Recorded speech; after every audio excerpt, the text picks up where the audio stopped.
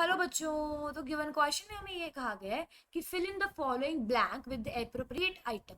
और क्वेश्चन में कहा है कि the shape of one S orbital is. तो यहाँ पे हमें क्वेश्चन में कहा है कि वन एस और बाइटल जो होता है उसकी शेप क्या होती है, हमें वो बताना है। तो शेप से देखने से पहले हम देखते हैं इस क्वेश्चन का की कॉन्सेप्ट। और इस क्वेश्चन में हमारा की कॉन्सेप्ट है शेप ऑफ ऑर्बिटल्स।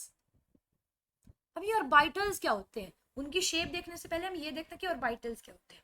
ये जो ऑर्बिटल्स होते हैं ये 3D रिप्रेजेंटेशन होती है। रिप्रेजेंटेशन किसकी? इलेक्ट्रॉन्स की। और वो इलेक्ट्रॉन्स रिवॉल्व कर रहे होते हैं अराउंड न्यूक्लियस। हमें पता है कि जैसे कोई एटम है उसमें सेंट्रली प्लेस तो ये होएगा न्यूक्लियस, और इसके आसपास ये ऑर्बिट्स होंगे जो कंटेन करते हैं ऑर्बिट्स ऑर्बिटल्स को। उधर ही ये 3D रिप्रेजेंटेशन शो होगी इलेक्ट्रॉन्स की। अब जैसे कि हमें पता है क्वांटम नंबर के बारे में, क्वांटम नंबर। अब क्वांटम नंबर जो होता है ये सेट होता है 4 तरीके के क्वांटम नंबर्स का, और ये हमें बताते हैं पोजीशन के बारे में और साथ ही साथ एनर्जी के बारे में किसी इलेक्ट्रॉन की, जो कहाँ प्रेजेंट होएगा? इन ऑर्बिटल। ऑर्बिटल में ना टेंडेंसी या पॉसिबिलिटी या प्रोबेबिलिटी कह सकते हैं, बड़ी हाई होती है इलेक्ट्रॉन्स को लोकेट करने की। अब ये जो क्वांटम नंबर्स होते हैं ये 4 तरीके के होते हैं। N principal quantum number, L azimuthal quantum number, M magnetic quantum number, और एस, एस क्या होता है? Spin quantum number. अब ये जो एन है प्रिंसिपल क्वांटम नंबर, ये हमें बताता है एनर्जी, या हम कह सकते हैं इलेक्ट्रॉन एनर्जी लेवल, या कह सकते हैं इलेक्ट्रॉन शेल नंबर। और इसके लिए रेंज होती है एन इक्वल्स टू 1 से लेके इंफिनिटी तक, एन इक्वल टू इंफिनिटी तक। अब एल, एल जो होता है अजीमुथल क्वांटम नंबर, ये बताता है हमें शेप के बारे में किसी ऑर्बिटल की, और ये हमें बताएगा शेप के बारे में, जिसका मतलब यहाँ पे रेंज होएगी n-1 तक, n-1 तक रेंज होगी। और स्टार्ट कहां से करेगी? 2n-1 होएगी और स्टार्ट करेगी फ्रॉम 0।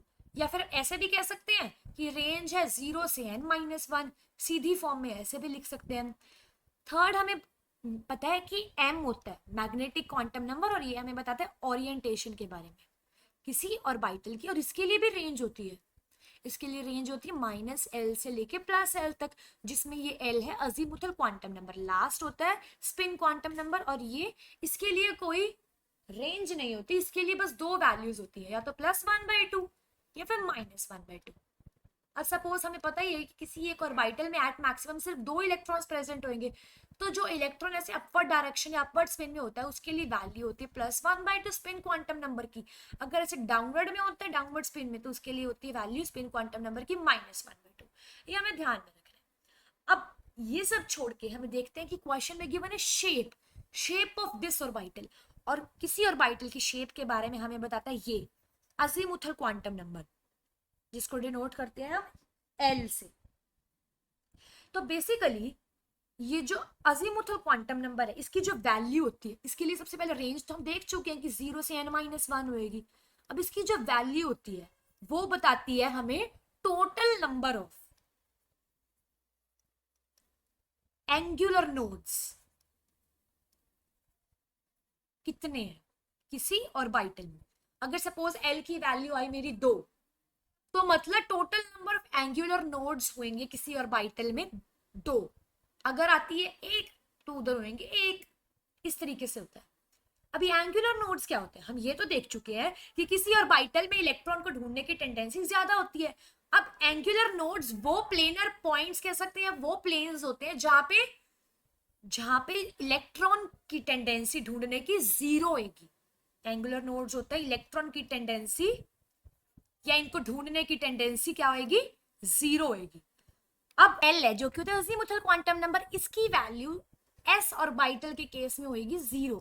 सिमिलरली इसकी वैल्यू पी ऑर्बिटल के केस में हो जाएगी 1। ये मेमोरी बेस्ड है, हमें ध्यान में रखना है। इसकी वैल्यू डी ऑर्बिटल के केस में होगी 2, और इसकी वैल्यू एल की वैल्यू एफ ऑर्बिटल के केस में होगी 3। अब जैसे कि हम देख चुके हैं कि एल की वैल्यू हमें बताती है total number of angular nodes कितने होंगे, यानी कि टोटल नंबर ऑफ प्लेन्स ऐसे कितने होंगे जहाँ पे इलेक्ट्रॉन की पाए जाने की टेंडेंसी जीरो होगी। तो वो एस ऑर्बिटल के केस में होंगे जीरो, पी ऑर्बिटल के केस में एक ऐसा प्लेन कह सकते हैं जहां पे हम कह सकते हैं कि एंगुलर नोड 1 होएगा। मतलब एंगुलर नोड 1 मतलब इलेक्ट्रॉन को पाने की टेंडेंसी या फाइंड करने की टेंडेंसी जीरो होगी यहाँ पे ऐसे एक प्लेन में। सिमिलरली डी के लिए इसकी वैल्यू 2 है, एफ के लिए वैल्यू 3 है। अब हमें एस का कहा है, एस के लिए जीरो होती है, यानी कि एंगुलर नोड्स यहाँ पे जीरो प्रेजेंट होते हैं, कोई भी ऐसा प्लेन प्रेजेंट नहीं होता, चाहे वो 1s हो, चाहे 2s हो, चाहे वो 3s हो, इस तरीके से। अब इन्होंने कहा 1s के बारे में बताना है, तो 1s में जैसे ये एक्सिस हो गया हमारे एक्स एंड वाई। अब जैसे कि 1s में कोई भी ऐसा प्लेन नहीं होता प्रेजेंट जहां पे इलेक्ट्रॉन को ढूंढने की टेंडेंसी जीरो, तो हम इस तरीके से डिनोट कर पाएंगे उसको।